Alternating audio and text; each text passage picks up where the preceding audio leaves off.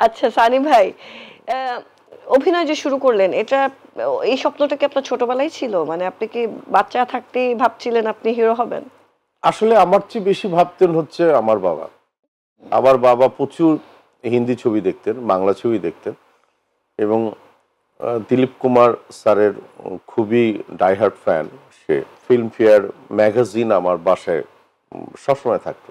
তো এইভাবেই শুরুটা হয়েছে। খুবই মানে সাধারণ এবং ঢিলাঢালা অবস্থার মধ্যে শুরু হয়েছে। তো এই ঢিলাঢালা অবস্থার মাঝে তো আপনি সবচেয়ে বেশি টাইট সিচুয়েশন আপনার জীবনে ক্রিয়েট করলেন। আপনি একজন সুপার ডুপার হিট হিরোইনকে বিয়ে করে ফেললেন। সো তাদের, আপনার পরিবারের যেহেতু ফিল্মের প্রতি আগ্রহ ছিল, সো নিশ্চয়ই যখন আপনি হিরোইনকে বিয়ে করতে চেয়েছেন তাদের পক্ষ থেকে কোনো আপত্তি ছিল না। হয়তোবা চাইতেন যে আমি বাইরে বিয়ে করি, কিন্তু যখন আমি ডিসাইড করলাম তখন কেউ না করেনি। কিভাবে ডিসাইড করলেন? প্রেমের শুরুটা কিভাবে? আমি খুব আবার কাঠখোট্টা মানুষ। ওই ইনিয়ে বিনিয়ে অমুক টুমুক করে এগুলি করা আমার কাছে ভালো লাগছে, আমি প্রস্তাব দিয়েছি। That's it. যে যদি হয় মানে ইয়েস বলো, আর না হলে কো আর্টিস্ট আসো, দ্যাটস ইট। তুমিও স্টার আর্টিস্ট, আমিও স্টার আর্টিস্ট। কিন্তু তখন আমি যতদূর জানি যে ইন্ডাস্ট্রির অনেকেই মৌসুমী আপুর প্রতি অ্যাট্রাক্টেড। সো এত ইন্ডাস্ট্রি বলো কেন, পুরো বাংলাদেশ তো এত মানুষের মাঝে আপনি একটা কাঠখোট্টা মানুষ, কি ম্যাজিকটা করেছিলেন? নাকি কোথাও থেকে আমি জানি না, হয়তোবা আমার মধ্যে কিছু ম্যাজিক আছে।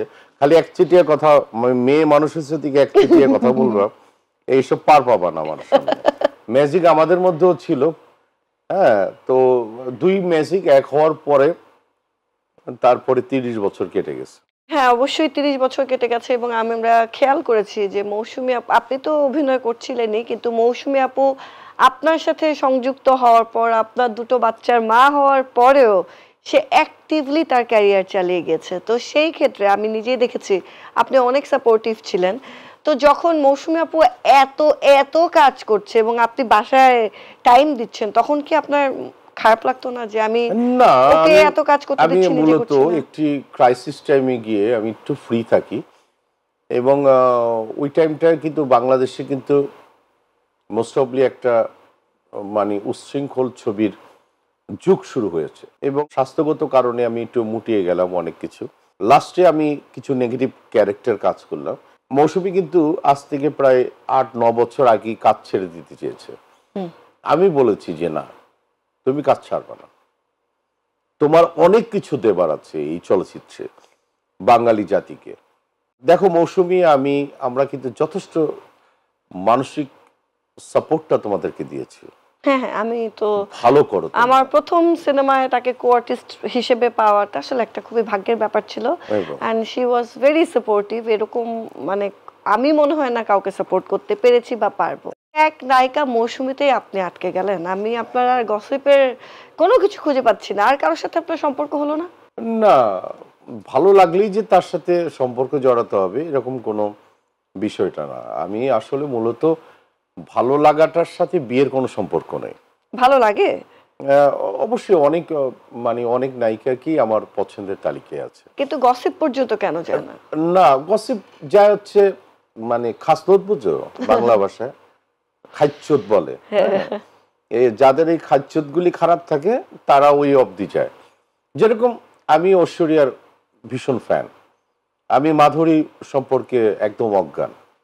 যেরকম আমি শাবানা আপা সম্পর্কে একদমই অজ্ঞান, আমি ববিতা আপা সম্পর্কে একদমই অজ্ঞান। কিন্তু সবই তো আপা, এখন তো সুগার ড্যাডি না না, দিন। সুগার মুগার দিয়ে আপনার মনে হয় না একটা বেবি দরকার? আর আমি এগুলি এখন সুগার খাইও না, চিনি মিনি খাই না খুব একটা চায়ের সাথে এগুলি।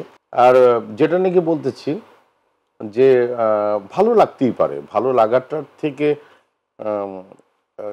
কনফিডেন্সের জায়গাটা নষ্ট করার কোনো আমি মানে খুঁজে পাই না।